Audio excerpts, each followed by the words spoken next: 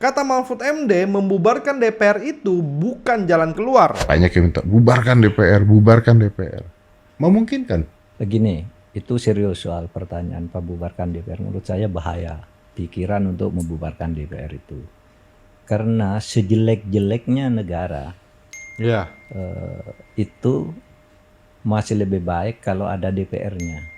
Bener Sebab sih. kalau kekuasaan tanpa DPR itu bisa luar biasa. Kesewenang-wenangan Iya. munculnya kesewenang-wenangan bisa luar biasa, meskipun dalam praktek ada juga monarki itu yang adil, tetapi ini tidak terkontrol ini.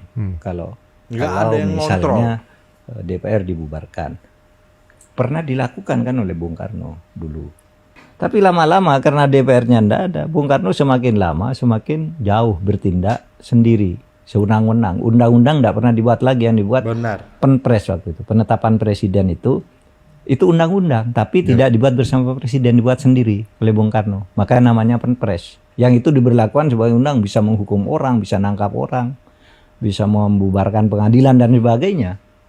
Jadi maksudnya nggak ada kontrol sistem ya Pak? Tidak ada kontrol sistem. Oleh sebab Benar. itu Iya sih, sejelek iya sih, benar apapun juga. DPR dan parpol sekarang itu jangan berpikir untuk dibubarkan.